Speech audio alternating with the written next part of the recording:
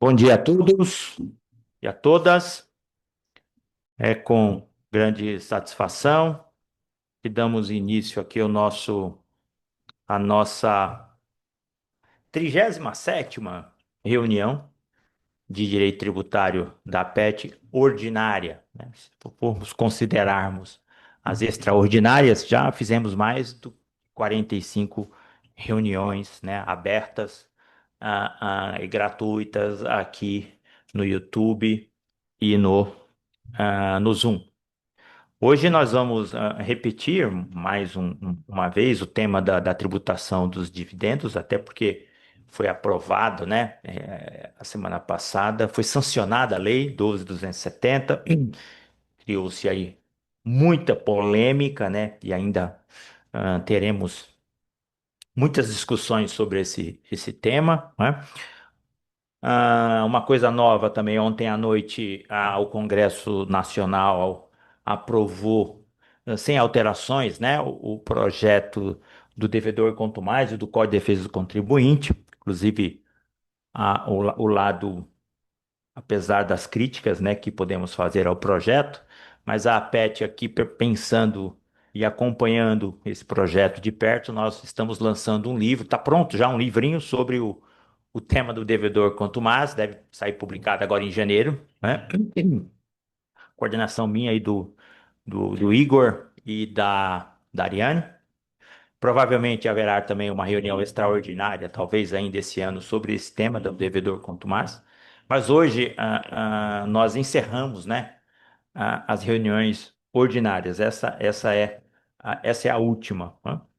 A gente aqui estamos esperando mais dois professores, que é a Fabiana Teopato Tomé, que já avisou que tá vindo, e o professor Roberto Quiroga, que também falou comigo, está chegando em 3 minutos, né? Como a gente tem esse compromisso com vocês aqui no virtual de entrar, né, no virtual às 9 em ponto, então a gente entrou hoje 9:01, né, um minutinho de atraso, ok?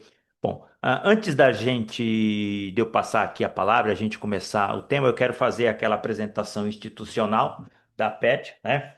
A PET, ela está, como vocês já sabem, né? Isso aqui talvez nem seja mais uma novidade, ela está com uma sede nova, a gente está aqui nessa sede, aqui na rua Doutor Rafael de Barros, 209, aqui na Paraíso, né? E é um espaço interessante que foi feito para os estudiosos e os que são apaixonados pelo direito tributário. Nós temos aqui algumas salas, né? Essa sala que eu estou aqui agora é nosso auditório, cabe cerca aí de 90 pessoas confortável, é o auditório Ives Gandra da Silva Martins, né? Por que o nome Ives Gandra da Silva Martins? Ele é o nosso presidente de honra, né? Desde a fundação do primeiro simpósio, sempre nos apoiou, né? Ele é o único que tem sala e que está aqui entre nós. Temos outras salas aqui de todos os grandes tributaristas que já se foram. Por exemplo, nós temos uma biblioteca que já está pronta para estudos e uso, que ela foi feita em homenagem ao professor José Souto Maior Borges, né, jurista pernambucano. Temos duas salas de diretoria, uma sala Aliomar Baleiro e a sala Rubens Gomes de Souza, e dois grandes expoentes do direito tributário, inclusive autores do nosso tradicional Código Tributário Nacional. Também temos duas outras salas de reunião, uma com o nome do professor, foi professor titular da Universidade de São Paulo, Alcides Jorge Costa, né? E o professor Geraldo Ataliba, que foi reitor da PUC, né? Temos também uma sala de aula específica para 25 alunos, em homenagem ao professor Hugo de Brito Machado, né?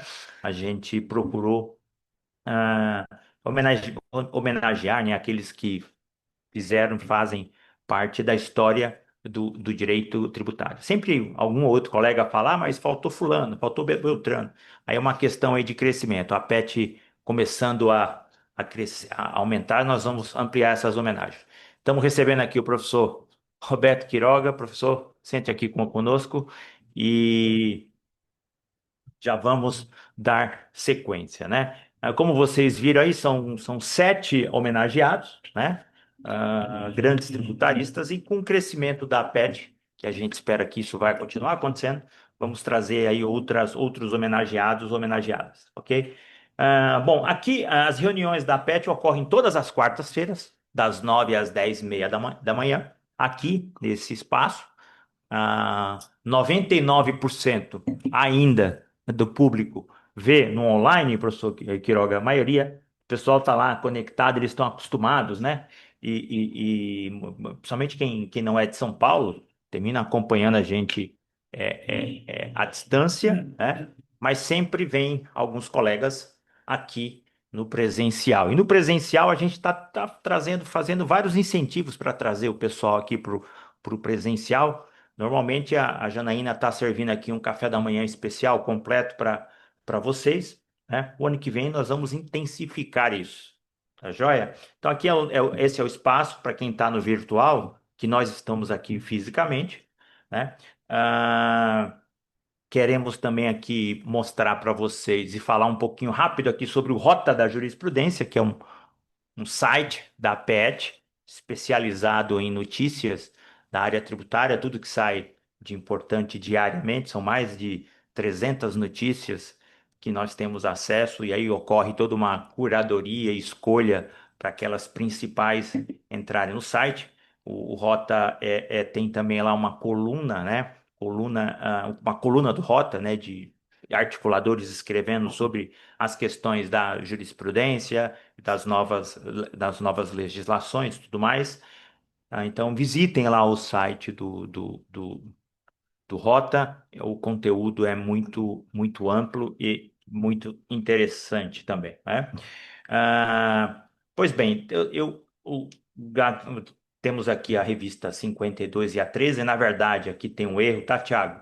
É 52 e 14, né? Nós já temos a revista 14, é eletrônica, a física chega a semana que vem. É a revista de Direito Tributário. Vocês aí, mestrandos, doutorandos ou mestres e doutores, são convidados aí a enviar artigos para análise e publicação já para a revista 53 e para a revista 15 para o ano que vem, né? Ah, de sorte que eu já aproveito para convidar vocês, advogados, pessoa física, a serem associados da PET. Vocês só têm benefícios, descontos em cursos, vocês recebem as revistas gratuitas, né, os workshops, que a gente teve 2 esse ano e que provavelmente o ano que vem vai ter diversos, vocês têm acesso sem nenhum custo, enfim, é bem interessante. E já emendo também para convidar você, dono de escritório de advocacia e consultoria, a ser um fomentador da PET, né? Fomentador como se fosse um associado master pessoa jurídica, né? O escritório, todos os sócios passam a ser associado master indiretamente, e tem descontos também em cursos, participação especiais em eventos, dentre outras vantagens. Vocês podem conversar depois com a Janaína, ok? E aqui tem aqui um exemplo de alguns fomentadores, tá? Alguns escritórios que já são apoiadores da PET e que a gente sempre termina mostrando aqui, e agradecemos a eles, né? O JVS Tributos, que é um escritório de advocacia lá do Pará, o Galvão Villani, Navarro, o Marcelo Diniz Advogados, o Fernandes Figueiredo, Françoso Petros, lá do Edson Carlos Fernandes, escritório Bergamini Advogados, escritório Galdense Advogados, Salúcio Marangoni, Queiroz Cavalcante Advogados, lá do Nordeste, escritório Maria do Rosário Estevans, Alvarenga Sociedade de Advogados, Vieira Rezende, aqui o Machado Nunes, do colega Renato, que está aqui com a gente também. O Finóquio e Ustra Advogados, o KADV, a Fabiola Keramidas, o GHBP Advogados, que é o escritório lá da professora Suzy Gomes Hoffmann e da Silvia Piva, o Maurício, o escritório Magalhães Peixoto Advogados, Também temos aqui o escritório Cunha Pontes Advogados, lá do Helenilson, Souza Alcala, do Igor, Avantage, uma empresa de consultoria especializada em incentivos fiscais lá no Nordeste. Além dos fomentadores, nós temos também os chamados patrocinadores, são contratos um pouco diferentes, né? Então, nós temos como patrocinador LM Consultoria em Leilões e uma empresa de software altamente especializada em cálculos de tributos, que é a Averote EasyTax, que está, inclusive, com um software totalmente atualizado com relação à reforma tributária, ok? A MP Editora, que é a empresa a editora de livros, parceiras da PET, e a Tax Accountant, empresa de auditoria e consultoria tributária especializada em laudos contábeis fiscais, revisões contábeis, trabalhos de planejamento contábil fiscal, no qual o Alexandre, que está aqui, e eu somos sócios. Ah, Dito isso, né, a gente tem aí já, vamos soltar o calendário de cursos para o ano que vem, né, para 2026. A gente vai ter muitas coisas interessantes. Por exemplo, o tema de hoje é sobre a tributação de dividendos, valorizou ainda mais as questões relativas à tributação na pessoa física, né? Então, junto com a Elizabeth Lewandowski, a Júlia e a Sônia, eles montaram um curso de extensão em imposto de renda pessoa física na prática com 30 horas, que aí entra em questões ali do dia a dia, práticas simples, offshore, dividendos, enfim, tem um programa bem interessante, né? Temos também já curso de RPJ, planejamento, reforma tributária, está tudo já na programação e vocês vão ficar sabendo em breve, né? Lembrando também que nós temos uma espécie de Netflix do direito tributário de curso, são mais de 50 cursos lá gravados que estão lá no nosso site, né? E quem tiver interesse, fiquem à vontade. Bom, dito isso, nós vamos começar a nossa reunião. Eu vou aqui passar a palavra para o Alexandre Evaristo para fazer a apresentação. Ale, você faz a apresentação, a gente faz junto aqui, divide, enfim, na coordenação científica e apresentando os colegas, enfim, tá? Passa aqui para você. Usa esse aí, né, que está mais perto de você.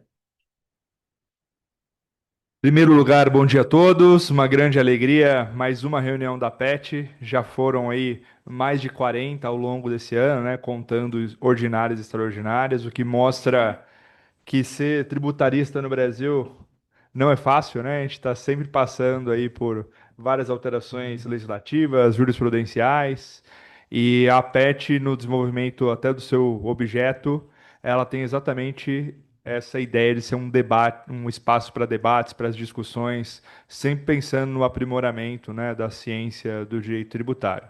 Então, muito legal eventos como esse, na medida em que eles possibilitam que a gente cumpra com o nosso objetivo e dissemine, exatamente por as reuniões ficarem gravadas, ficarem disponíveis online, a gente tem um alcance nacional e para a posteridade. Hoje a temática é das mais quentes, na medida em que o projeto de lei de tributação do IRPF mínimo foi aprovado, já tivemos algumas reuniões nesse sentido, ainda enquanto projeto, já tivemos uma, inclusive já após a sanção pelo presidente Lula, e agora a gente chega mais uma vez para tratar, já que tributarista nesse final de ano aqui não morre de tédio, e ainda temos muito tempo no mês de dezembro, então muitas novas questões podem ainda chegar. E hoje a gente conta com a alegria de ter um time aqui de primeira, de especialistas em tributação da renda. Então a gente vai contar aqui com o nosso querido amigo aqui, o professor Renato Nunes, também com o professor Edmar Andrade, que é referência como doutrina do direito tributário e autor de uma das maiores obras de imposto de renda das empresas, e também com o professor Roberto Quiroga, professor da USP, advogado, é uma referência também para todos nós que atuamos no CARF. Então é um time de primeira, além da professora Fabiana, que já deve estar chegando aqui, ela mandou mensagem agora há pouco. Dito isso, para não perdermos tempo, já que a grande graça é ouvirmos aí, né, a opinião dos nossos especialistas, eu vou passar a palavra para o professor Edmar para que ele inicie. Professor, a palavra é sua. Muito bom dia a todos. É uma satisfação estar aqui mais uma vez na reunião da APET. É uma satisfação maior ainda por estar rodeado de grandes juristas, né? O meu amigo Marcelo, obrigado pelo convite. O meu amigo Alexandre Evaristo, que é o coordenador científico, o doutor Renato Nunes, que está aqui do meu lado, e o professor Roberto Quiroga, que dispensa a apresentação. É, Me coube falar nesse momento sobre a questão do simples. A questão do simples, que envolta em bastante polêmica, e eu começo dizendo que eu falei desse tema, assim como falei de outros, falei do registro contábil, dessa obrigação de deliberação do estoque de dividendos até o dia 31 de dezembro de 2025. Eu cogitava ali que isso poderia ser, e nós estávamos pensando, e eu continuo pensando, que isso poderia ser não uma contabilização numa conta de passivo, como parece que a lei quer, né? Isso poderia caber na minha avaliação, pelo menos numa análise, é, a contabilização numa conta de reserva, como existe na Lei 6.404, uma conta de reserva de dividendos devidos e não distribuídos por questão de cronograma financeiro. Então, eu falei sobre isso, falei sobre o Simples e falei também sobre um outro assunto, que era a questão relacionada a razão pela qual o fisco insiste ou colocou na lei, pelo menos para mim, de uma maneira bastante assertiva, né? Bastante clara, que ele queria essa contabilização no passivo no dia 31 de dezembro de 2025. E eu atinava naquele momento que a razão do fisco querer isso era fazer o esvaziamento do patrimônio líquido e isso afetar a base de cálculo do juros sobre o capital a partir de 1º de janeiro de 2026. Eu tinha essa intuição e depois, já ouvindo outros colegas, a intuição se confirmou, de modo que me parece que esse é o ponto. A questão do simples, eu apresentei a questão do simples, depois eu e Marcelo escrevemos um artiguinho nesse site da Rota, que o Marcelo acabou de falar, e ali nós apresentávamos a fundamentação jurídica da discussão relacionada à incidência ou não das regras da Lei 15.270 em relação aos dividendos e lucros distribuídos por pessoas do Simples. Pois bem, meus amigos, meus caríssimos irmãos, eu revendo a redação da lei, eu cheguei a uma conclusão um pouco diferente daquela que eu falava. Uma conclusão que eu falava e o que está todo mundo falando, pelo menos até agora, pelo que eu vejo. Eu queria projetar para vocês aqui o texto da lei. É o artigo 3º da lei 15.270, que me parece que ele cria aí uma situação que vamos ler juntos, né? Em conjuntos, vamos ler em conjunto, né? Ele diz lá, ó, os lucros ou dividendos calculados com base nos resultados apurados. Aí, Gilmar, eu tá aqui. Tá aqui. Pode passar aí. Ótimo. Ótimo. Os resultados apurados a partir do mês de janeiro de 1996. Isso aqui é a nova redação do artigo 10, da cabeça do artigo 10, tá? Pagos ou creditados, e aí começa. Pelas pessoas jurídicas tributadas com base no lucro real, presumido ou arbitrado. Primeira coisa, antes de eu apresentar aqui a minha conclusão, e a minha fala ela vai acabar por aqui já em 1 minuto. O que aconteceu na Lei 15.270? Ele modificou duas leis, basicamente. sei não me lembro se foram outros. Mas a Lei 9250, 9250, que é da pessoa física, que ele trata da pessoa física, e a Lei 9249, ele mudou alguns artigos da Lei 9249. Então ele diz lá, ó, esse artigo, para mim, ele resume toda a tributação, porque no parágrafo 4º ele trata da tributação dos dividendos dos não residentes. Então me parece que ele fecha aqui, dizendo, não, então, continuando aqui, não ficarão sujeitos à incidência do imposto na fonte, nem integrarão a base de cálculo do imposto de renda do beneficiário, pessoa física ou jurídica domiciliada no país, observado o artigo 6º A e 16A da Lei 9.250, que é a lei do imposto da pessoa física. Então, e aí depois, mais embaixo, ele fala do não residente. Se eu leio bem esse dispositivo, pessoal, ele fala aqui só para os contribuintes no regime do lucro real presumido arbitrado. O simples não está aqui. Em outras palavras, o que eu quero dizer é que eu estou mudando minha opinião para dizer que a discussão sobre a incidência ou não incidência do imposto de renda na fonte sobre dividendos do pessoal do Simples simplesmente não existe. Essa é a minha fala por hoje. Perfeito, Edmar. Você tinha bastante tempo ainda, Edmar, mas guarda para os debates, né? Que isso aí vai ser interessante. Pode continuar aí, Ale. Não, perfeito, Edmar. Acho que, de fato, a gente vê que o artigo 10 não se refere ao Simples Nacional. Acho que muitos debates podem se originar daqui, né, nas próximas rodadas, exatamente porque a regra, vamos dizer assim, parelha ao que a gente tinha na redação anterior do artigo 10, estava disposta na Lei Complementar 123, lá de 2006, e esta passou ilesa essa alteração. Então, de fato, surge aí uma discussão bastante interessante se a gente deve fazer uma interpretação talvez mais sistemática e pensando no objetivo da lei, e aí eventualmente tratar que também deve ser aplicado o mesmo racional da redação nova também para o Simples Nacional, ou se a gente deve analisar à luz do Simples ser um regime específico que é regido nos termos da Constituição por lei complementar, inclusive.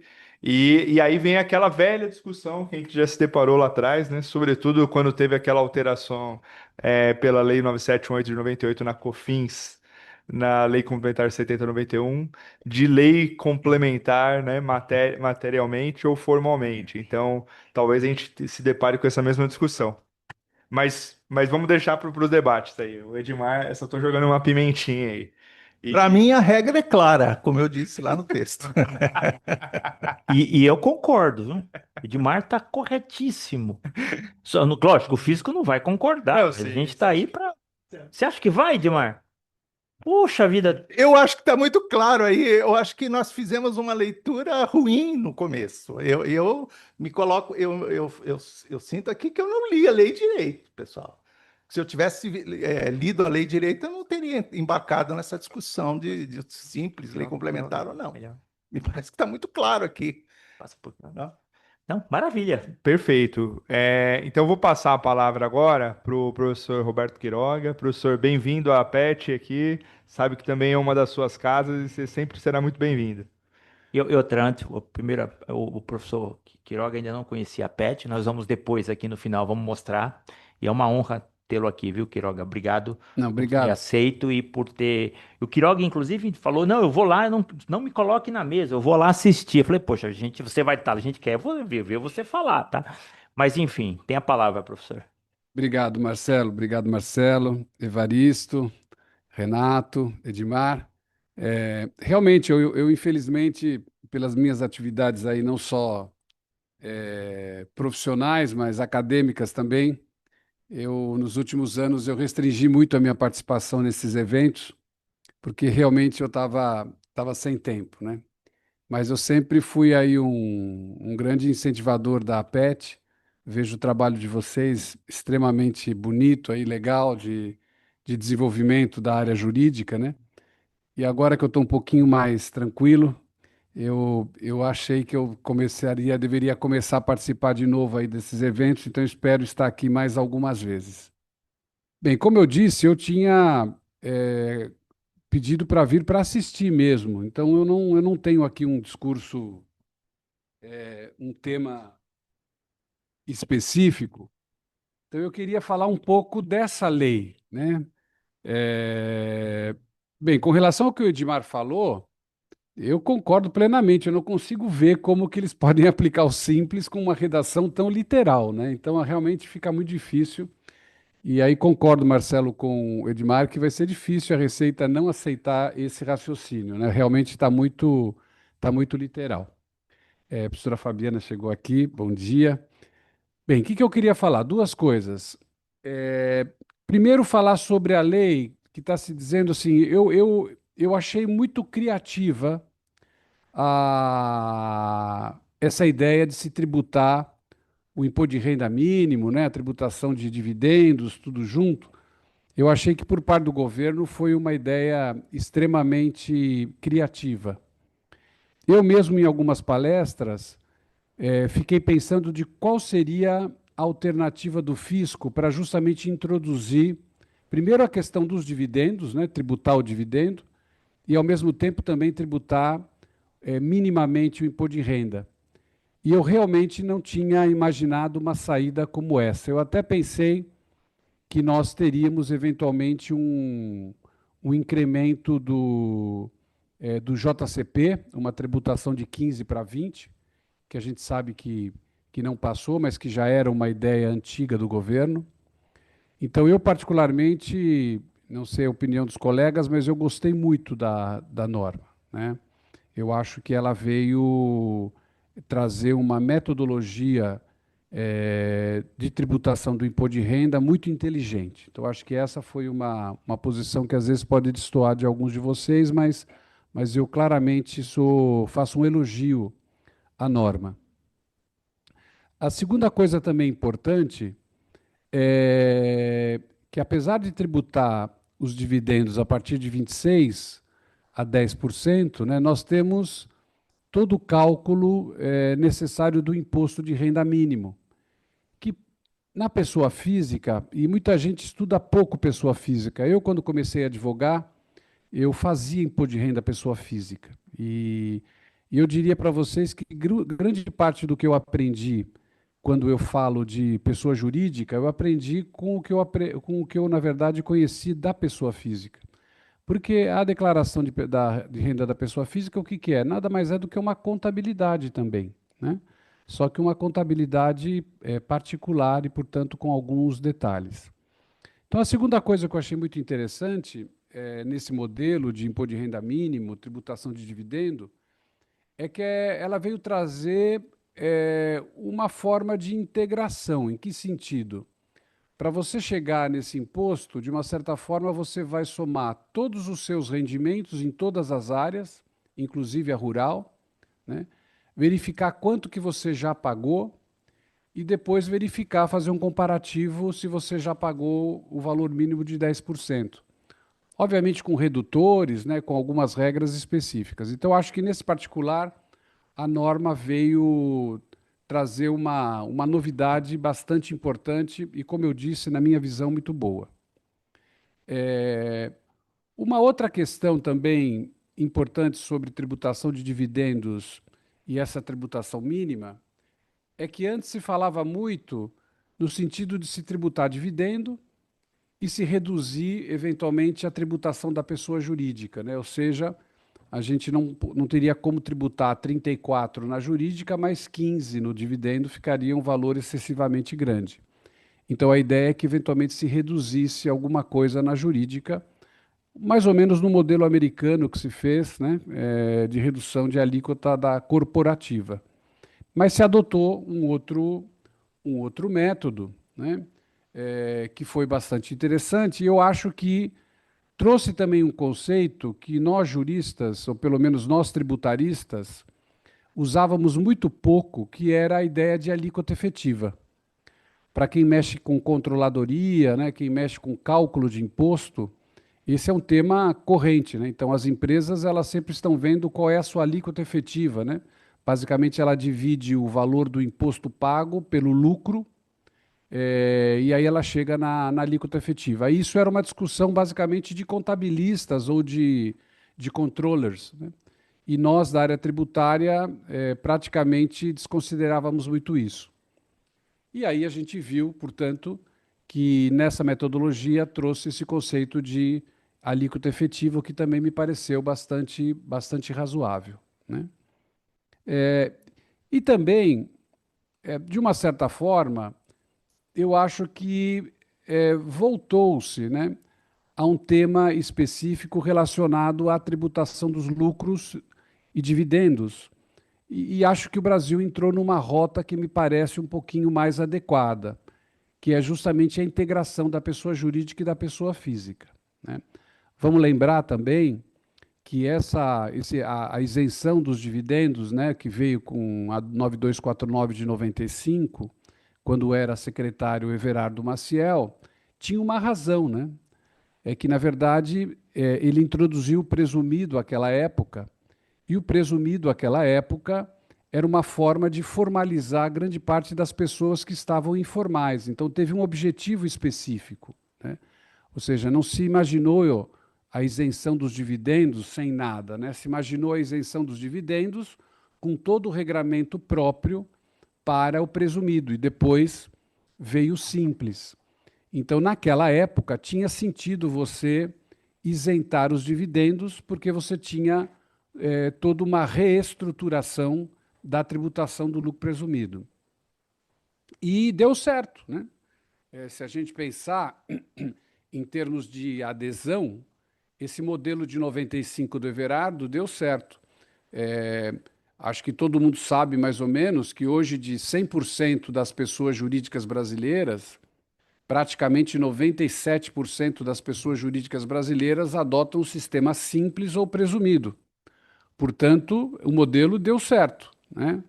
O problema é que nós temos aí 2,5%, 3% de pessoas tributadas pelo lucro real, o que faz com que esse pequeno grupo seja talvez o maior arrecadador de tributos, né?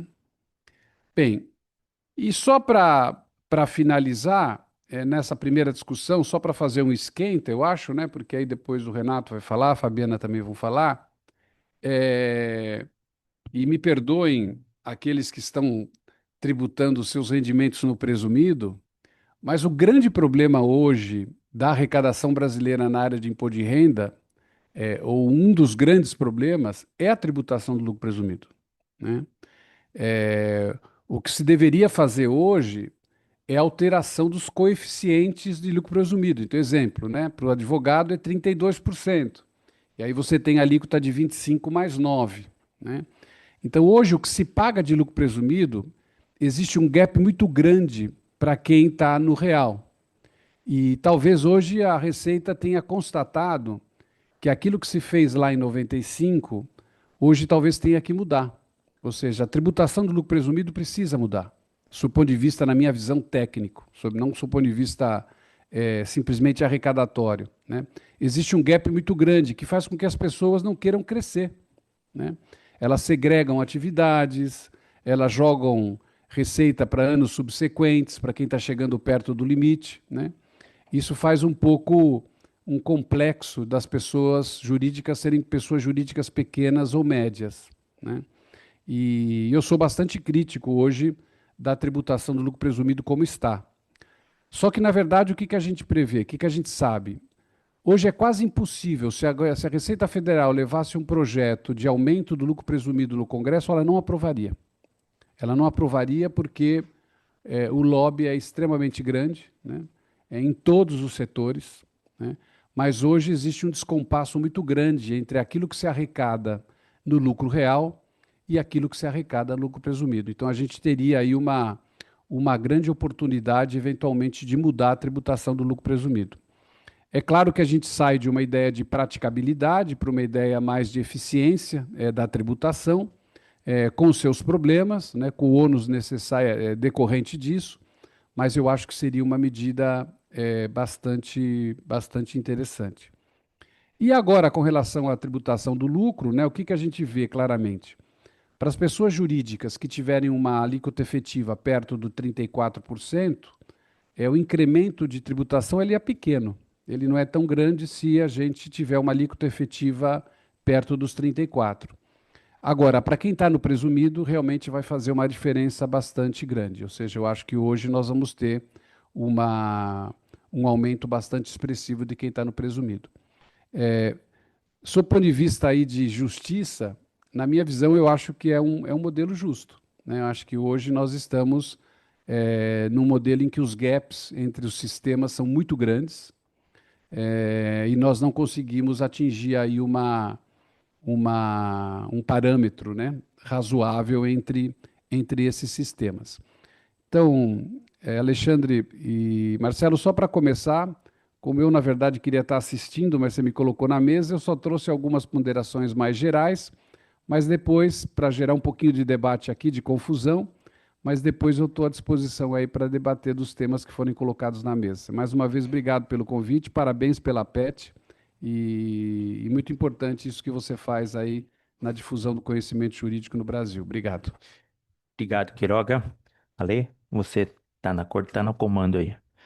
Porque foi o Renato agora, a Fabi chegou depois. Pode ser o Renato, né? Vamos passar primeiro o professor Renato. Então, Renato, a palavra é sua.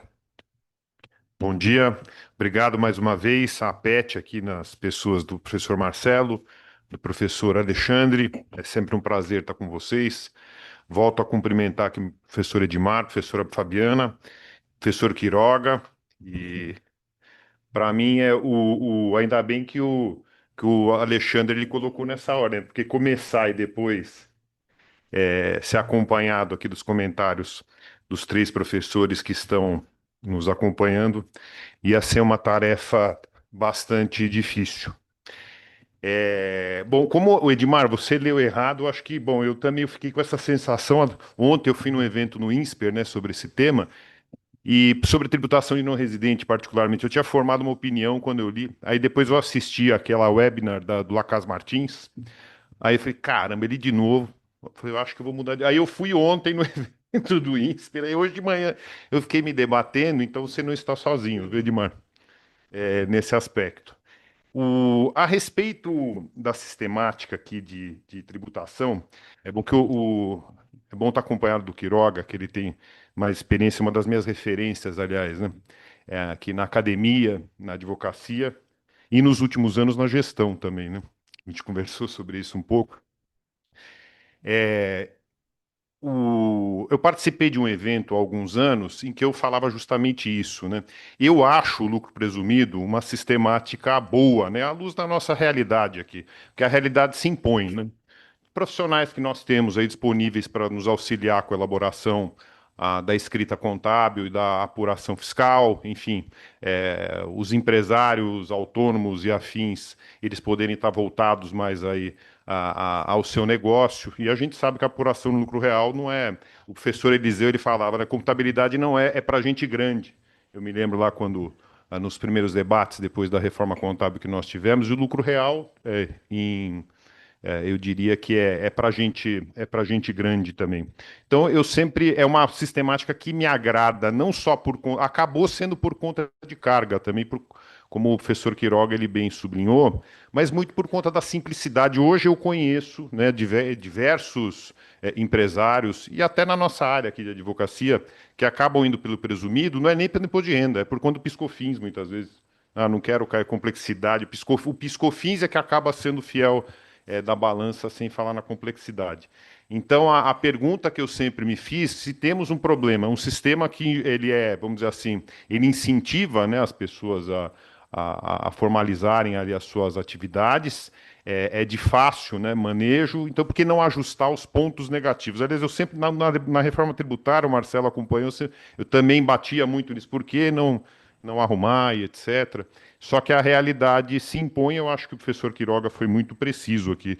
Ele falou, duvido que o Congresso Nacional passasse, né, uma alteração dos pontos negativos aqui do presumido, sobretudo a alteração dos percentuais de presunção.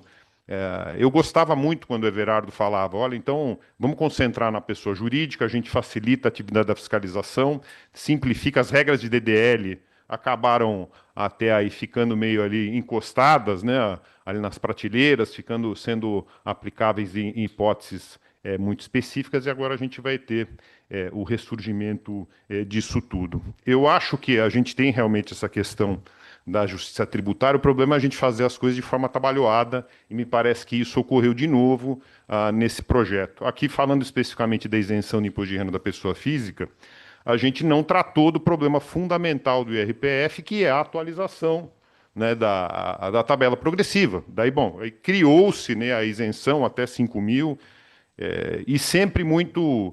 Isso me desestimula muito quando eu vejo uma reforma tributária de peso, alterando diversos dispositivos constitucionais, instituindo como princípio de tributação a simplicidade, e aí vem, né, uma regulação como essa. E passando para as altas rendas, aqui já deixando um pouquinho de lado o lucro presumido, eu acho que a questão do imposto de renda mínimo, em termos de justiça tributária, ela pode até ser, ela é adequada, né? Aí a questão que eu me coloco, poxa, então por que a gente não ajusta isso na declaração de imposto de renda?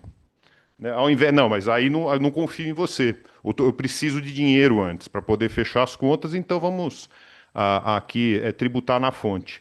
Eu até coloco o exemplo, isso é hipotético, tá? Não é factível, mas é só para ilustrar o quão isso pode ser esdrúxulo, né? A pessoa ganha 50 mil reais e 1 centavo por mês, ele vai sofrer a retenção de 10%, e depois aqui admitindo que ele não tenha muitos ajustes lá na declaração, ele vai restituir tudo. Então, puxa, será que faz sentido isso?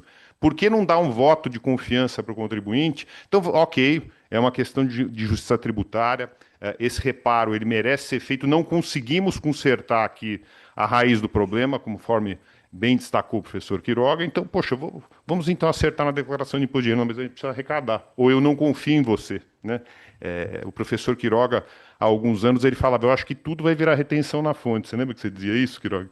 E aquilo me chamava muito a atenção, e ele sempre foi um farol, né, ali, iluminando, e as coisas foram acontecendo. Então, eu acho que a gente vai ter aqui muita complexidade, o Marcelo bem sublinhou, já até lançou um curso, né, para isso, então vamos ver. Então, na contramão do simples e do presumido, aqui a gente vai ter muita complexidade. Já falando do simples, aqui o ponto do Edmar, eu não tinha prestado atenção até ler o artigo de vocês, Edmar. Aí eu fui puxar ali, e é curioso que a Lei 9249, ela fala justamente isso, né? O real, presumido, arbitrário, não fala do simples, né? E o Código Tributário Nacional também não trata do simples como uma base de cálculo possível do imposto de renda. Eu fui antes até, Edmar. Já na Lei 9.317, a gente tinha uma previsão própria, análoga a essa da Lei Complementar 123, isentando a tributação na fonte e também na declaração lá do beneficiário. E para mim não parece aqui, fora de dúvida, eu acho difícil a gente conseguir encampar aqui, Marcelo, uma discussão sobre, bom, então, essa previsão da lei complementar 123, ela é materialmente uma lei complementar ou não? Isso foi desafiado, né, pelo Supremo Tribunal Federal no tema 71, que o Alexandre lembrou aqui, que foi a revogação da isenção de COFINS das sociedades profissionais, que era prevista pela lei complementar 7091, e a lei 9.430 revogou isso. Aqui a Constituição, ela estabelece que a lei complementar ela vai dispor sobre o tratamento diferenciado do simples. E me parece que essa isenção ela se encaixa nisso também, ainda mais nesse contexto, né? Faz parte do tratamento diferenciado, então seria materialmente uma lei complementar esse dispositivo da lei 123. Então, Edmar, me parece fora de dúvida. Eu acho que aqui hoje a gente vê tanta coisa em termos de interpretação pelo judiciário, mas me parece fora de dúvida que isso vai ficar de fora. E a gente tem uma série de questões, Marcelo, talvez, eu não sei como é que está meu tempo, né, para o debate relativas ao lucro presumido, né? Então, eu apuro contabilmente, por exemplo, aqui só lançando uma delas, né?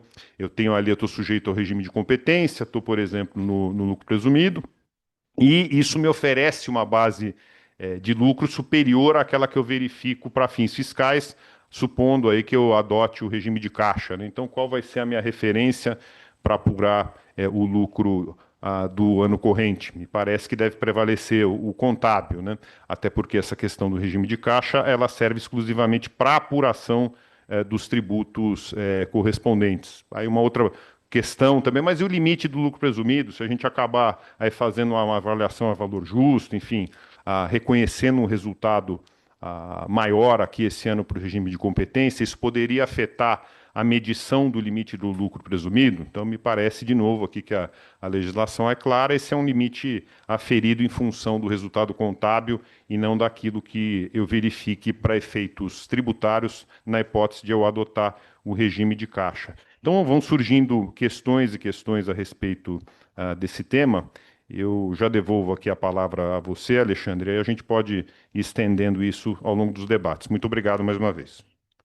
Maravilha, Renato. Só um comentáriozinho aqui. Estamos aqui na sede da PET, temos 11, 12 pessoas contando conosco aqui, né?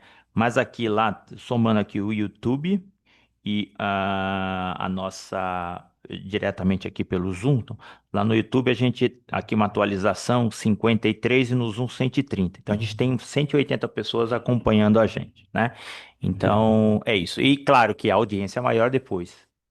Depois a última reunião que o Alexandre organizou sobre esse tema, a gente teve, se a gente entrar lá no YouTube, já está com mais de 30 mil acessos, né? Então, enfim, isso só mostra o interesse que esse tema gera, Ale.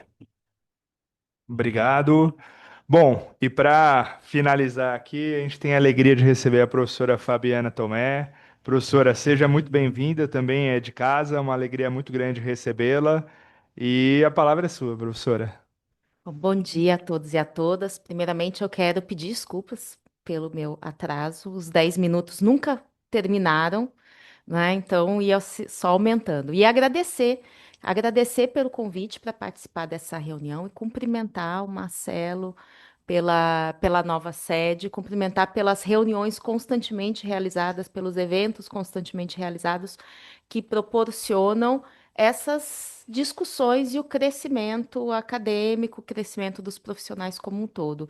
Fico muito honrada de estar aqui na mesa, tendo a oportunidade de ouvir o professor Quiroga, professor aqui nosso, de todos nós, está ao lado aqui do Edmar, do Renato, do Alexandre, para tratar deste tema, para refletir, né, sobre esse tema que está, principalmente no momento que nós vivenciamos, gerando uma insegurança muito grande.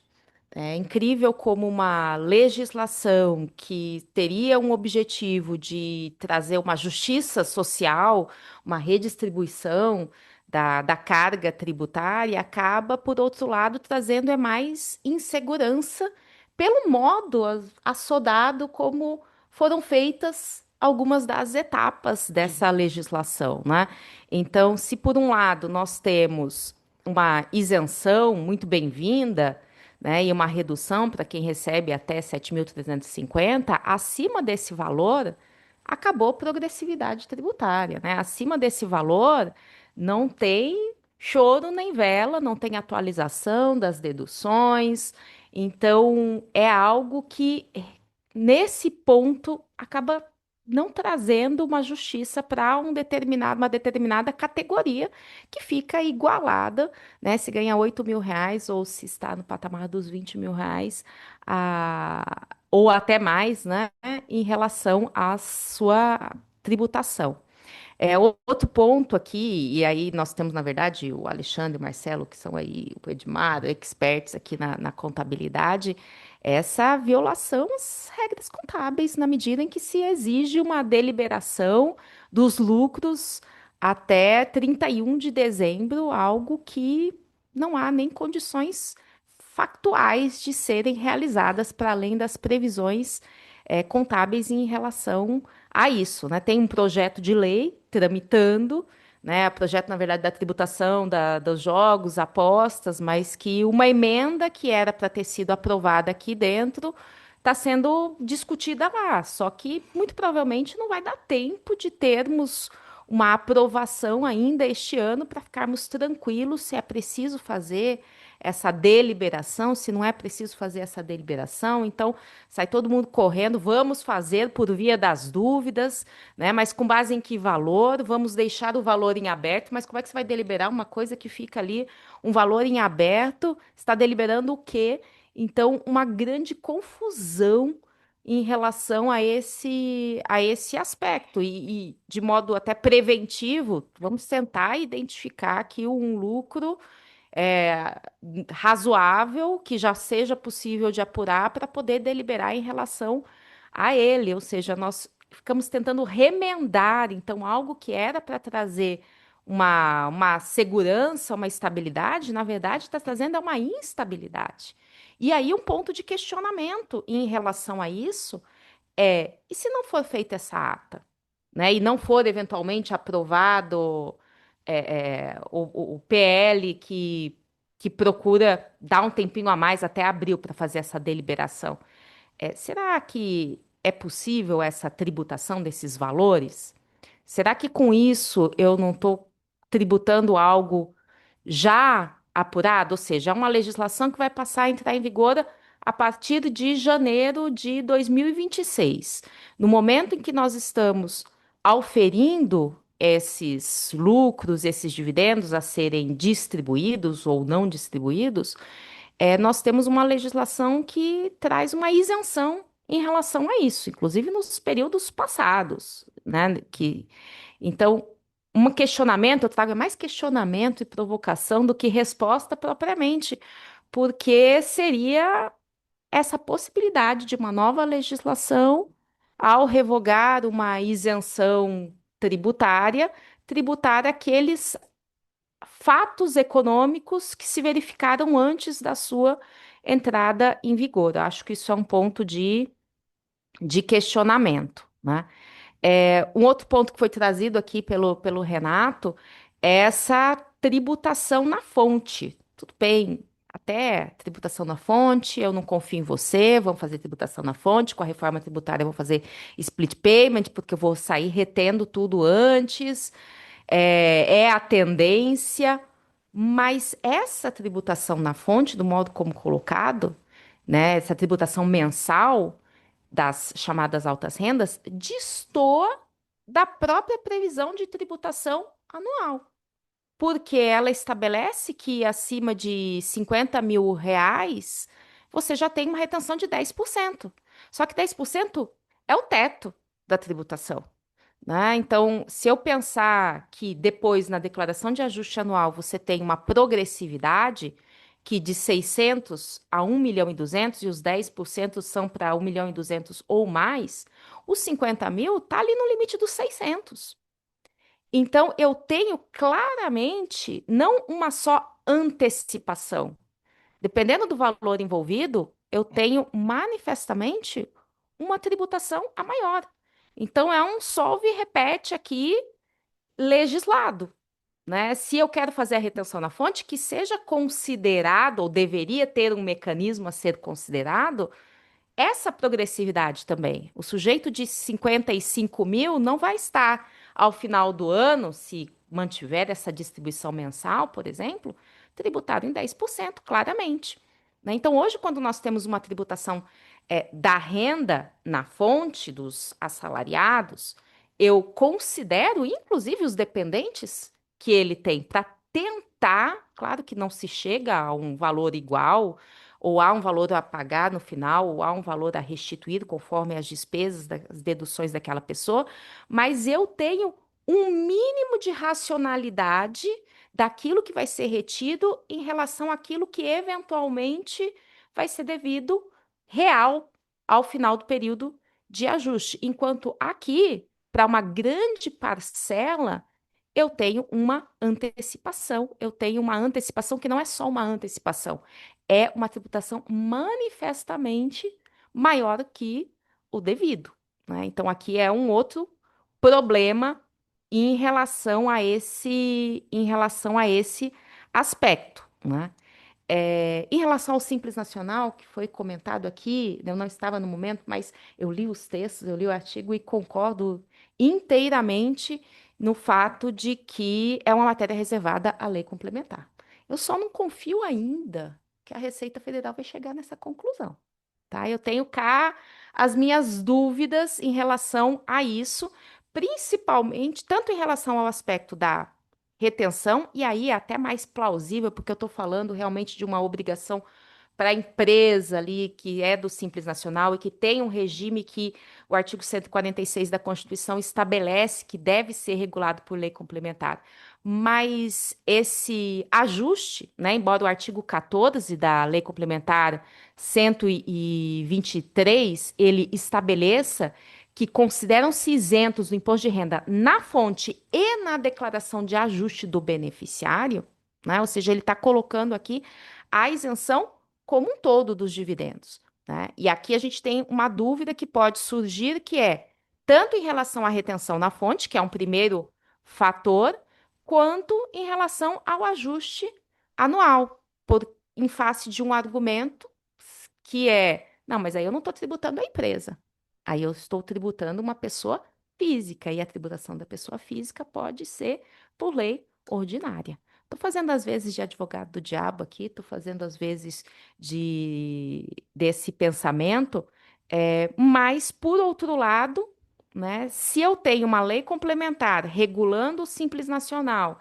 e que ela também diz que esses valores serão isentos por ocasião do ajuste, em que medida ela não está como um todo regulando essas micro e pequenas empresas e dando esse tratamento favorecido, não é? Porque assim como o tratamento favorecido é para micro e pequena empresa, a pessoa física nele envolvida é o micro e pequeno empresário também. Então, acho que existem aí bons argumentos para defender realmente que essa lei complementar, a reserva da lei complementar, é tanto em relação a essa retenção, como em relação aos dividendos como um todos distribuídos, né? E aí, indo aqui para um ponto final, até para a gente poder proporcionar a discussão, e aí eu coloco aqui um ponto de interrogação que me, me afeta, né? Eu não tenho esse conhecimento histórico que o professor Quiroga traz e essa avaliação tão completa que ele fez, mas eu tenho uma pulga atrás da orelha com essa distinção de alíquota nominal e alíquota efetiva. Porque quando nós vamos falar de uma alíquota efetiva daquela empresa, ou da tributação da renda da pessoa física, eu faço lá minha declaração de renda, né? E a minha alíquota nominal é 27,5%. Só que eu tenho dois filhos que me dão uma despesa, sem falar da educação, que eu não posso sair deduzindo, mas despesa médica, odontológica, psicológica, despesas de saúde de uma tal monta, que sim, a minha alíquota efetiva fica bem menor. Fica em torno ali de uns 10%. A minha, estou ainda, né, dentro do limite aqui, ainda bem. Mas fica em torno ali de uns 10%. Só que, o que eu estou tributando?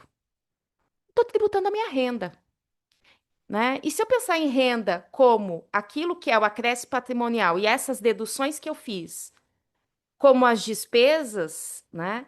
Eu tenho uma alíquota efetiva em cima dos meus rendimentos que não são minha renda.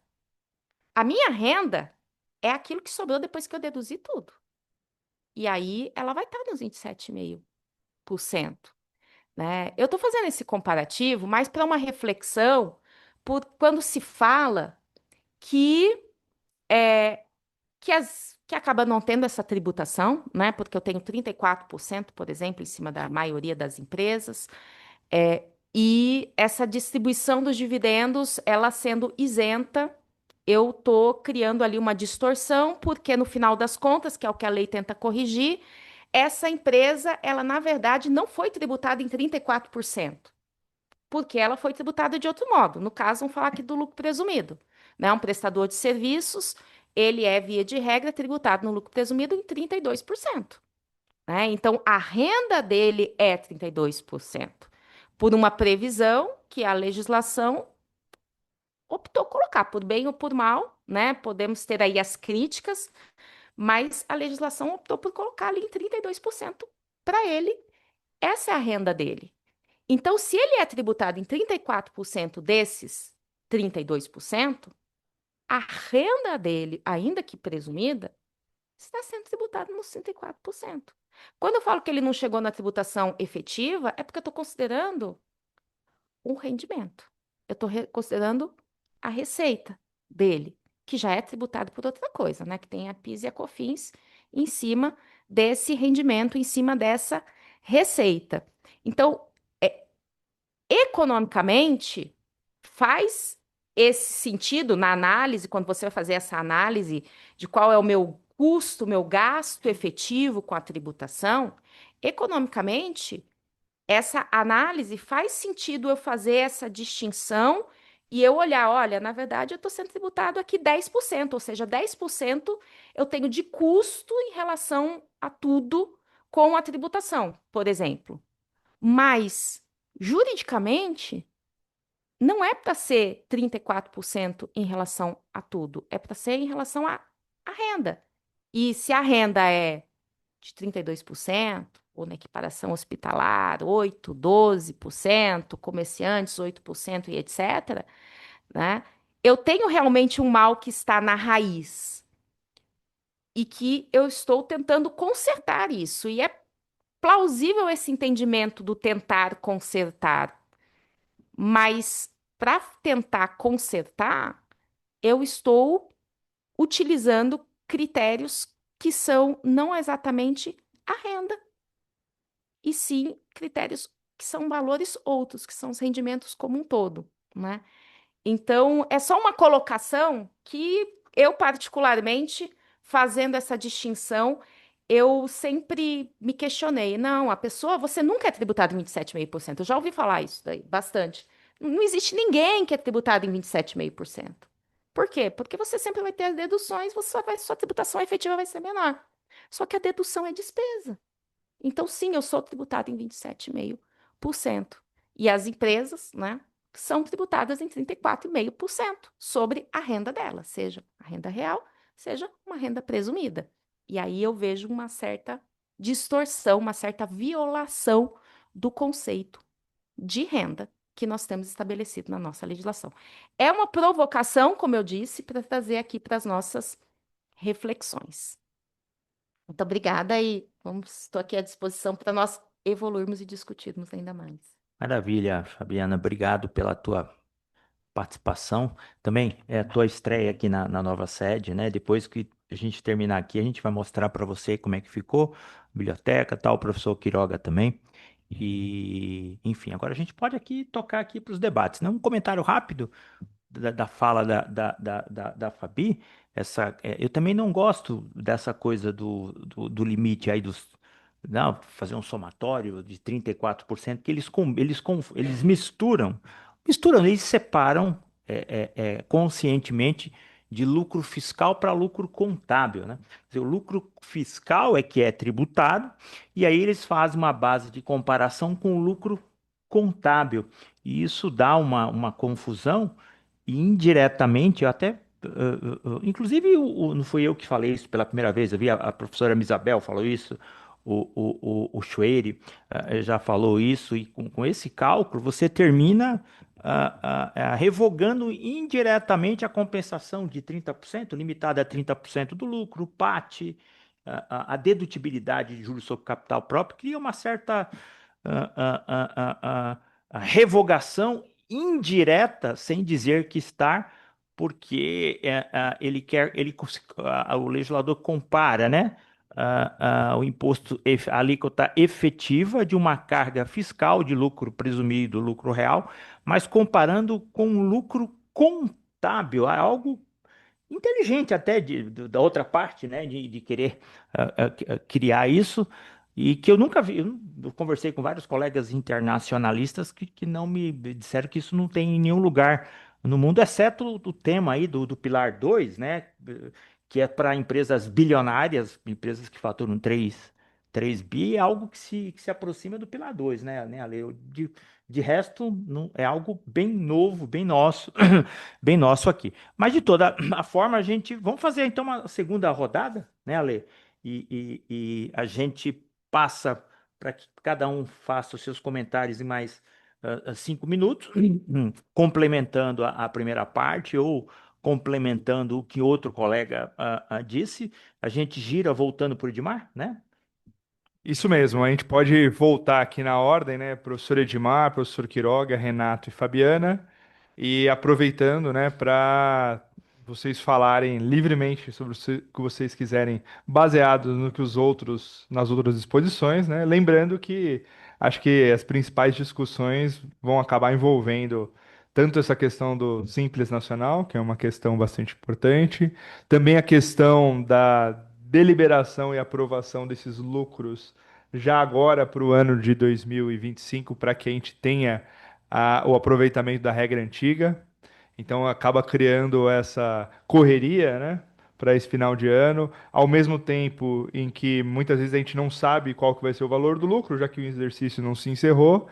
A gente tem regras próprias de governança, sobretudo para as SAs, que acabam exigindo que essas aprovações só se deem em 2026. Para limitadas, que a gente tem uma maior flexibilidade, ainda assim, a gente não tem o valor cheio, o que faz com que haja uma certa corrida para fechamento de balanços intermediários ou intercalares, vamos dizer assim. Então, acho que esses são alguns dos vieses que podem ser explorados por vocês. Mas vamos começar pelo professor Edmar.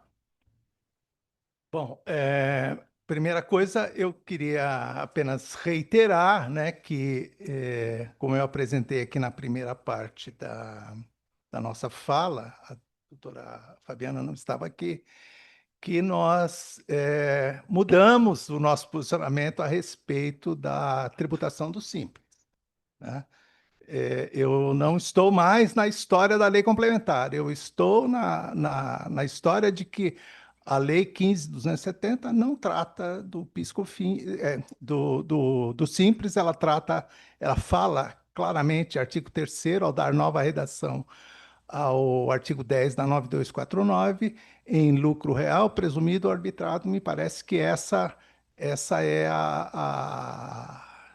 o que nós temos por agora, né? Que a gente pode eventualmente ter que mudar depois. Mas até o momento houve aí uma inflexão, uma mudança, né, pelo menos no meu posicionamento pessoal. Eu não sei se o Marcelo acompanha isso, mas enfim, para reafirmar isso, apenas relembrar o que eu disse aqui no começo. A questão da justiça da tributação do lucro presumido, eu me lembro aqui, Marcelo, que nós fizemos uma reunião aqui, acho que foi no mês de outubro, novembro, acho que foi outubro. E nós tratávamos, e a questão versava sobre a tributação do lucro presumido. O presumido tem que acabar, não tem que acabar, é justo, não é justo?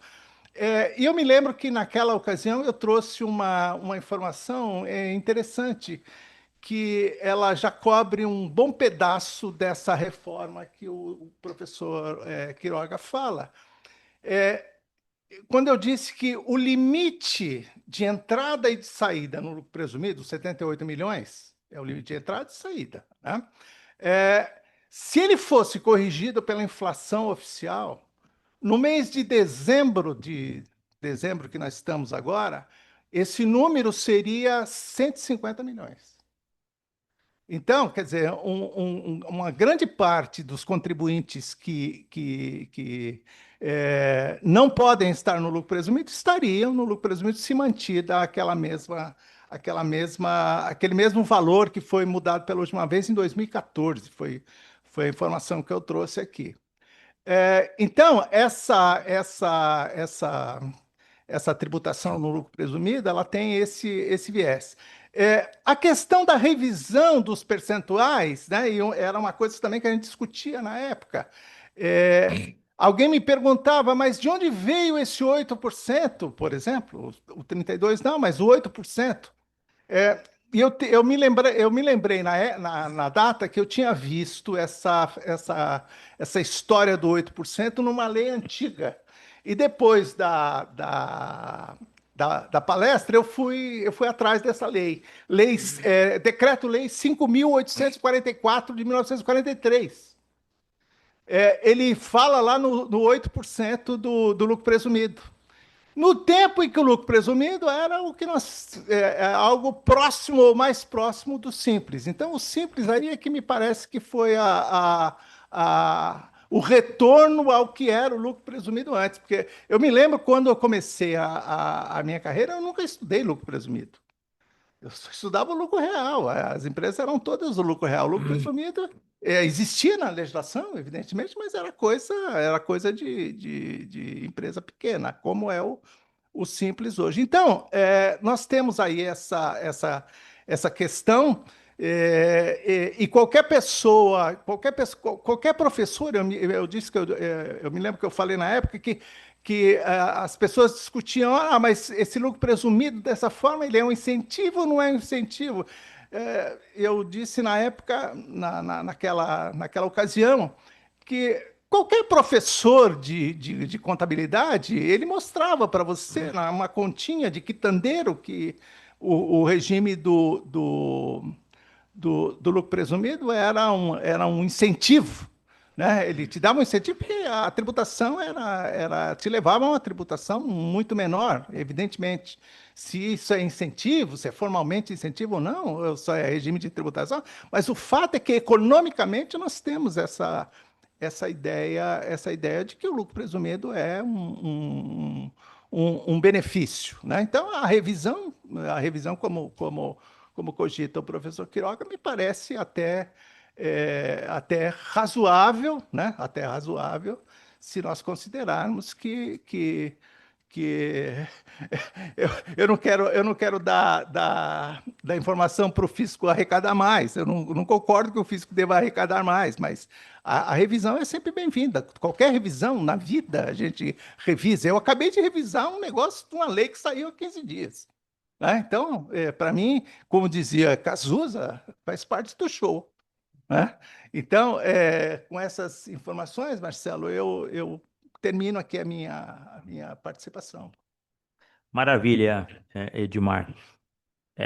Uma coisa só para esclarecer, né? Eu e o Edmar, foi até provocação minha com relação ao texto lá do Simples. Eu falei, Edmar, olha, você, porque foi até com base no que tu falou na última reunião também, lembra, Edmar? Sim. Sobre a questão, no simpósio, exatamente, sobre a questão do Simples. Ele levantou essa questão da lei complementar, e tudo mais. Eu falei, eu tô com um texto aqui que eu também penso como você, vamos fazer junto? Eu mandei para ele, ele fez as alterações e a gente soltou.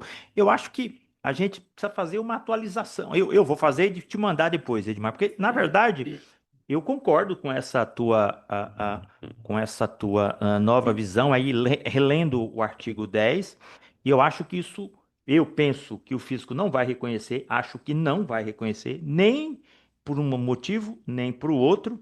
Eu acho que é mais uma argumentação. Primeiro, olha, o artigo 10, fazendo uma interpretação que é a primeira, que é a literal, né? A literal que se confirma com a sistemática, o artigo 10 está lá objetivamente, pá, pá, pá, pá, pá, pá.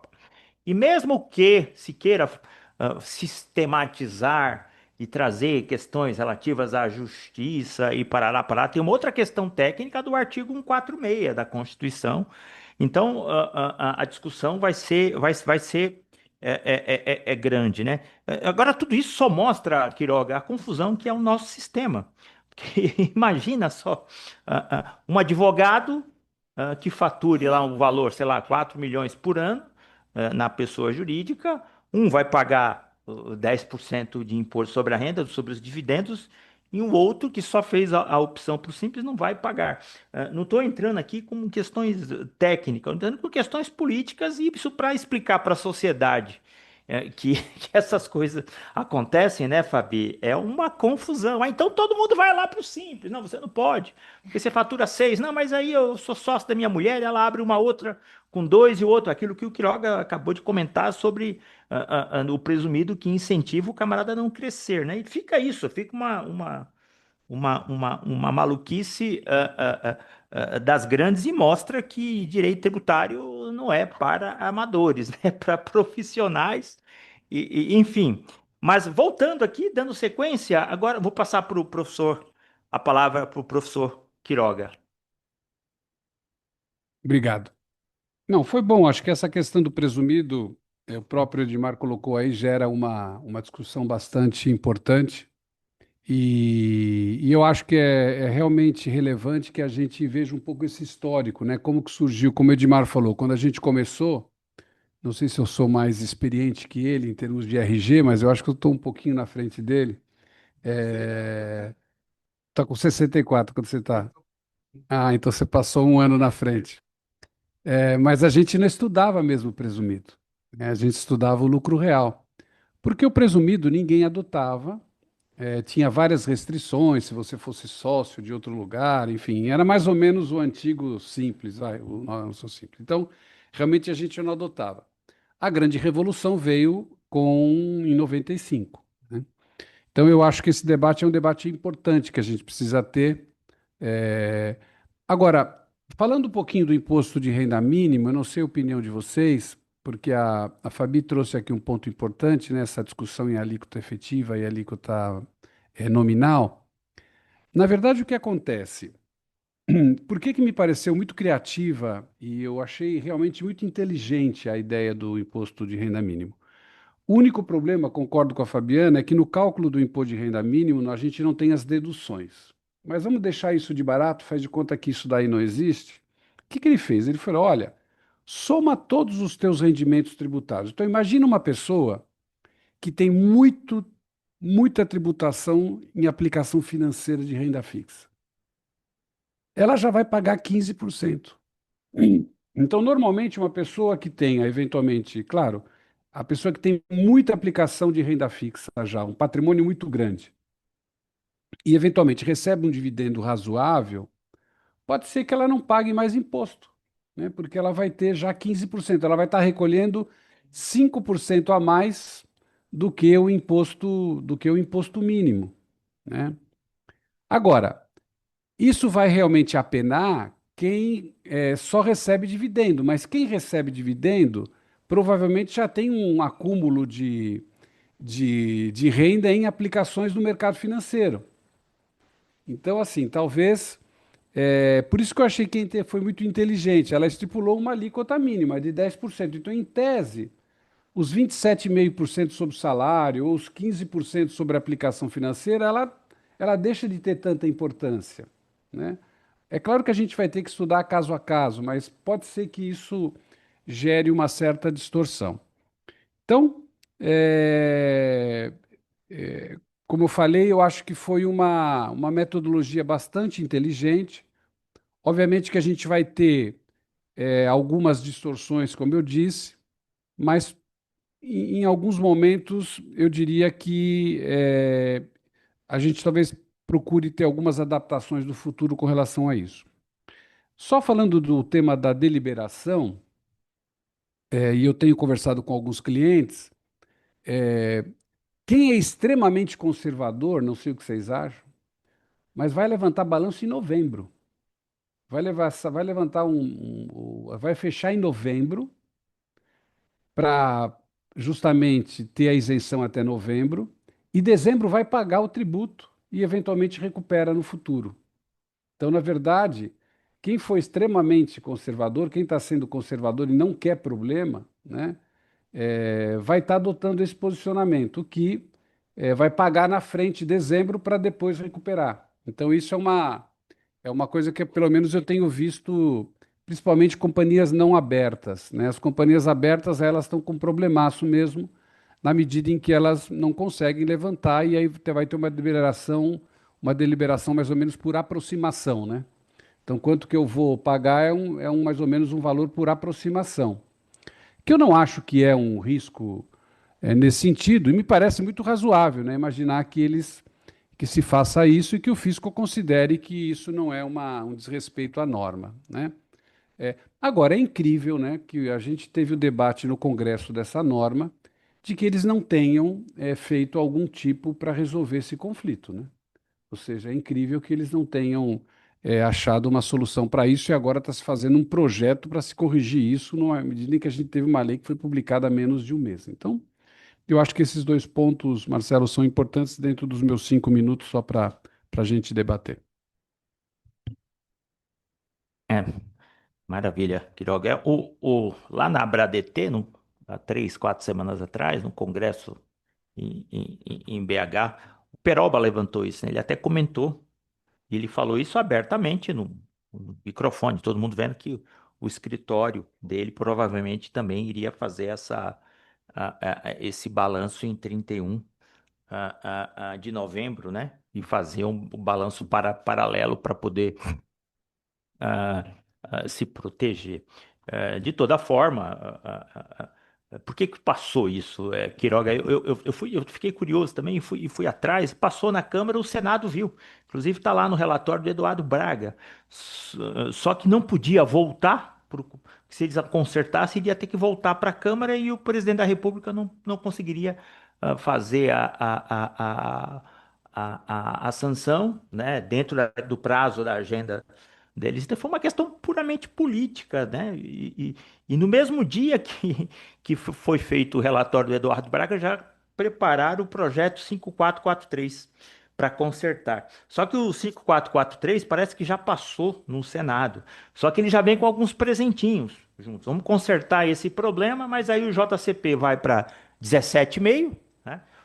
Vamos aumentar a tributação das bets e vamos também aumentar a CSLL das fintechs, né? São esses três presentinhos de aumento da carga com a argumentação para se compensar com a perda de arrecadação relativa à isenção geral, porque só esses 10%, pelo cálculo, eles é que estão dizendo, não, eu não cobre a, a perda que eles vão ter com a isenção dos R$ 5.000, né? Mas, enfim, agora, Renato, na sequência? É o Tem tantos pontos, né, para a gente debater, mas esse ponto dois pontos, né, o da Fabiana, que ela falou, a alíquota efetiva, né, isso é curioso. Quando vai para a pessoa jurídica, a gente vai buscando, bom, então a gente tem um referencial mais objetivo que ele fala lá expressamente que é o lucro contábil, mas essa noção da alíquota efetiva, ela também é empregada para o imposto mínimo. A Fabiana colocou super bem aqui, né? Qual vai ser a minha base, né, pro imposto mínimo? Ela falou aqui da despesa com os filhos, até me doeu aqui, Fabiana, que eu me lembrei na hora e falei, realmente, eu acho que a gente tem um campo muito grande aí, porque qual é a base de cálculo? É aquilo que a gente não tem contabilidade propriamente dita, né? Apesar aí de haver alguma semelhança, né, em alguns aspectos. Então, realmente eu me senti aqui numa areia movediça. Não tinha pensado nisso, né? E esse é um ponto. E outro que é muito curioso, o Quiroga mencionou, tudo é uma questão de perspectiva, né, Quiroga? Poxa, instituíram a tributação, agora eu vou ter que reconhecer se eu tenho um investimento no exterior, uma offshore, eu tenho que pagar os 15%. Eu vou correr do meu CDB, eu vou aqui para uma LCI para ter a isenção. E agora, quando a gente vai tratar do assunto, se você tiver offshore e pagar isso é bom, que vai contar positivamente ali na verificação lá do seu balaio, né, do imposto mínimo. Então, muda completamente aqui, né, a perspectiva de análise. Então, hoje eu ter itens tributados, né, no mercado financeiro ou eventualmente também no exterior, isso contribui favoravelmente para a medição do quanto eu estou apurando de imposto, se eu atinjo lá aquele patamar mínimo ou não. Quando falou do imposto mínimo, Quiroga, eu me lembrei também de uma aula antiga sua, quando você falava lá da apuração sobre ganhos líquidos, né? Você falou da caixinha, né? Que ia jogando tudo. Então, imposto de renda mínima, eu sempre falo isso. Eu lembro de você, falou, Quiroga fala da caixinha. Eu só mudei a expressão para não te plagiar, balaio. Tá? Eu falo, o imposto mínimo a gente vai jogando tudo ali no balaio para poder apurar. Foi bom a gente ter levantado essa questão da deliberação, que é a que a gente fica na fronteira entre a opinião isenta e o juízo, né, e a cautela. Essa questão, isso foi um escárnio, né? Você tem que aprovar no ano de encerramento. Isso é uma aberração, né?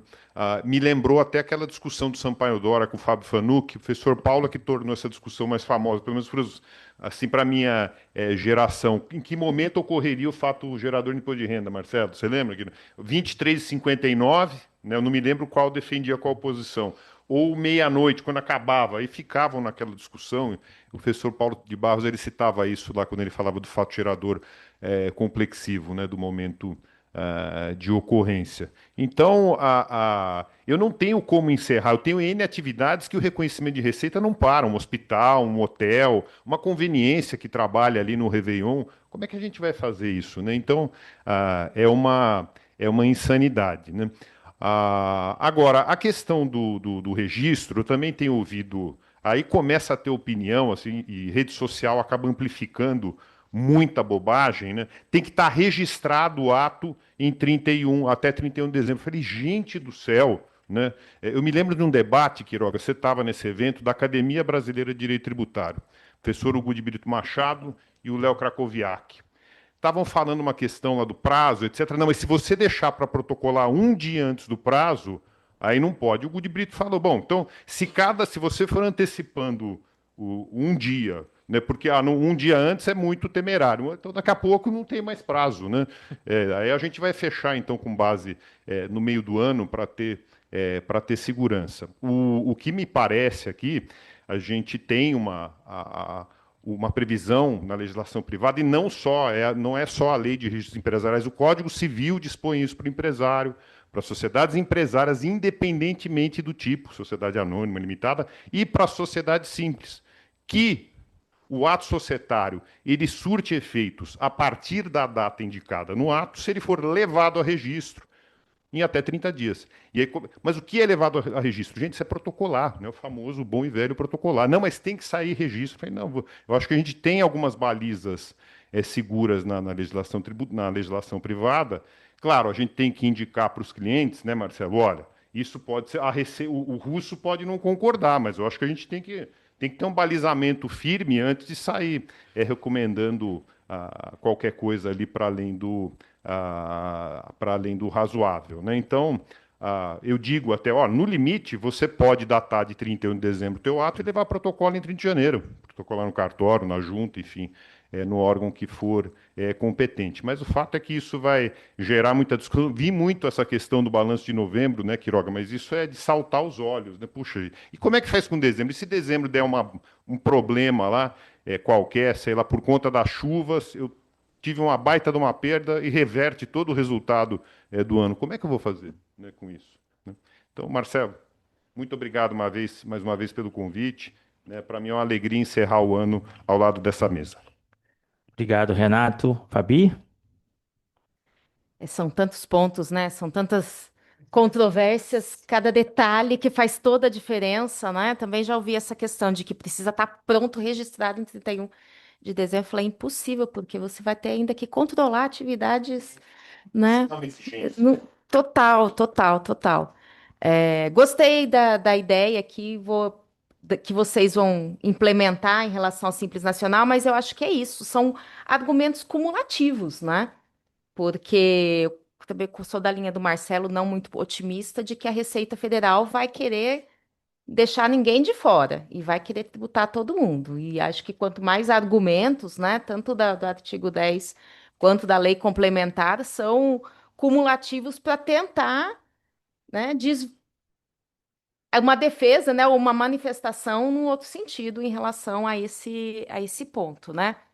E eu queria trazer até mais um elemento, só para acrescentar aqui também, nessa questão do que entra no cálculo da renda mínima, que são as doações, né? Não apenas ficam de fora as doações em antecipação de legítima e as heranças, mas as doações entram nesse ponto. E aí a gente pode ter também uma discussão sobre uma bitributação, né? Se cabe ou se não cabe. Eu me lembro de um texto antigo, de um livrinho assim do professor Quiroga, né? Não sei se já mudou de opinião, se não mudou de opinião, porque é bem antigo, mas lembra, né? Mas ele tinha esse entendimento ali, né? Continuo com o mesmo entendimento que pode tributar. Pode tributar.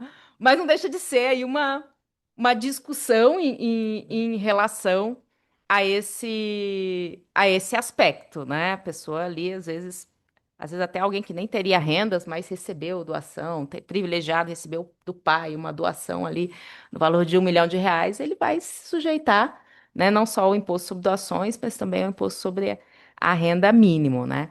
E parece que cada vez que a gente lê e que nós participamos de um novo painel, nós vemos, na verdade, menos soluções e mais dúvidas em relação a esses pontos, né? Então, é um lado bem triste da nossa insegurança em relação a isso, né? O que fazer neste momento? Vamos por precaução adotar essa medida. Não sabemos se a Receita vai concordar, se não vai concordar, se vai criar encrenca, se não vai criar encrenca. E aí nós temos que estar sempre assim, em iniciativas como essa, discutindo para podermos trazer novas ideias e nos prepararmos o melhor possível, porque 2026 promete. Não sei se no lado positivo ou não, mas promete aqui. Marcelo, muito obrigada. Obrigado você, Fabi. Promete muito, né? Ontem, o Código o Código dos Contribuintes, devedor contumaz, né? Juntou uma coisa com a outra, foi aprovado. Tem a alteração do contencioso judicial lá, acho que o projeto da Regina, que também praticamente foi aprovado, acho que voltou para a Câmara ou para o Senado por uma alteração pequena, não sei se sai ainda esse ano. Tem esse projeto 5443 que altera a questão da ata, mas aí sobe a carga tributária, estão dizendo que querem que saia esse ano. Tem o PLP 108 também, que também tem que sair esse ano, porque a partir de 1º de janeiro de 2026, né, Renatão? Já estamos, a reforma entra em vigor. Como é que vai colocar, já emitir nota? Tudo bem, parece que não vai precisar destacar corretamente o imposto já em janeiro, mas em fevereiro talvez sim, uma confusão desgraçada. E como é que vai ter se é o PLP 108 não sair? Também faz sair esse ano, pelo menos é o que, né? Ontem, o devedor contumaz, o pessoal da assessoria da PET me mandou lá um WhatsApp. Olha, estão julgando agora, era 11 da noite, Edmar. E eu lá escutando lá o pessoal do Congresso lá discutindo, falando cada um, o pessoal não tem a menor noção do que estão votando. É tudo voto por liderança, né? Porque eles falavam sobre a legislação do devedor contumaz por cima só, não, tem que pegar bandido e tal, e um ficava acusando o outro, né? Quer dizer, e entrava em questões lá de anistia, do que invadiram o Congresso, uma confusão que era um show de horror, eu não aguentei e desliguei. Depois eu vi a notícia no grupo lá do livro de devedor contumaz que foi aprovado. Então, assim, ano que vem é algo que eu não sei como é que nós vamos fazer, né? De tanta. Eu não consigo nem ler tanta norma desse jeito, né? Exatamente. Então, é bastante complicado. Então, eu acho que. Ficou mais alguém para fazer o comentário final? Acho que não, né? Bom, então, olha só, eu quero só agradecer vocês imensamente por esse encontro. Essa reunião fica gravada lá como todas, né? Ficam gravadas lá no canal da PET. Vocês vão ter acesso lá já de imediato. Agradeço a todos que estão aqui e convido para a gente tomar um café. Antes, vamos tirar uma foto aqui na mesa e depois uma outra aqui no logo. Tá joia? Obrigado. Tchau, tchau.